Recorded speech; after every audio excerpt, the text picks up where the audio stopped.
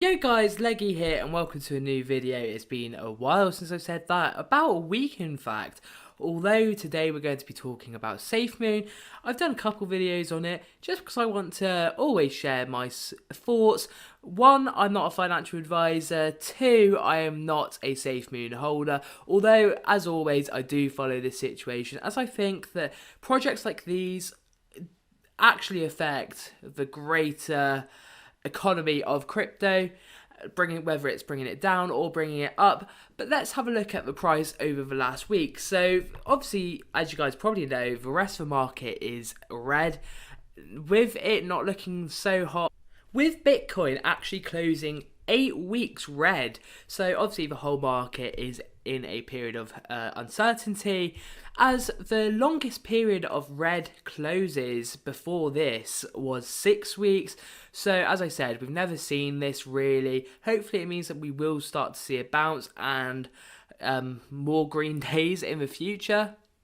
But Safemoon has actually seen that buys are outperforming sales by a 9-to-1 ratio in the 24 hours. So what people have probably seen is Safemoon going green on a red day and being like, oh wow, I'm going to buy that. That's what tends to happen. It's just, human instinct.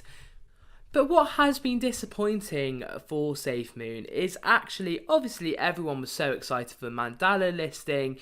They were like, oh, lots of people are going to buy it. But this didn't quite work as well. So this is quite old news, being about a week and a half old. But basically it says that less than a week into launch, Safemoon's listing on a major Mandala exchange generates just $17 in 24-hour volume.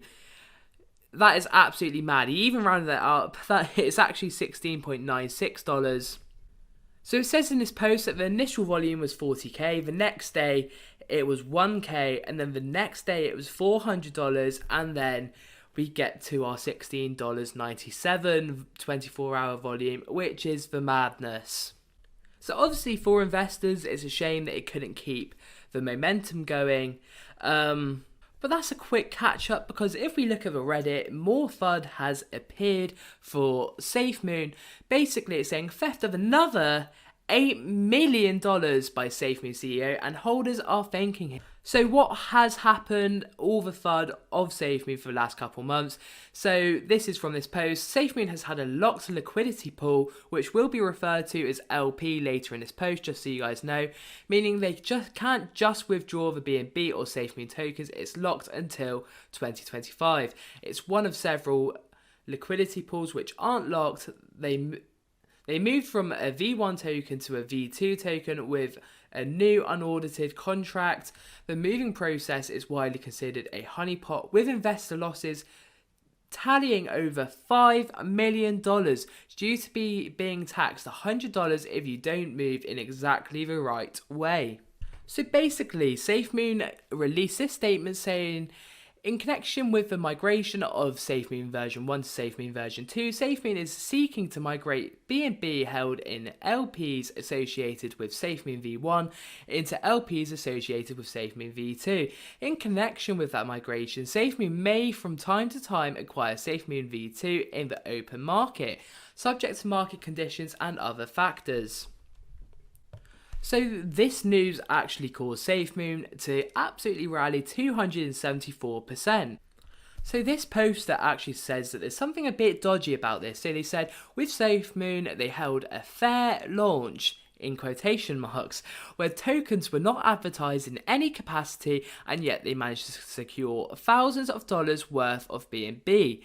They also have the famed 10% buy, 10% sell tax, where a portion of these are allocated to the developers. Other than that, they have no other ways to accumulate funds, apart from the liquidity pool. When people buy and sell Safemoon, it's done through the liquidity pool, which contains a pairing of tokens, X Safemoon per 1 BNB. This dictates the price, and these tokens come from the community. They are not Safemoon LLC's tokens. When Safemoon sells Mike someone 1 million Safemoon tokens, and then Mike sells those tokens for 1 BNB, Safemoon LLC does not own that 1 million Safemoon or the 1 BNB. So it basically goes on to say that within minutes of posting this, that the CFO wallet which they're basically saying there's no CFO actually at the company anymore. Therefore, they conclude that John Caroni, which is the CEO, now has access to this wallet.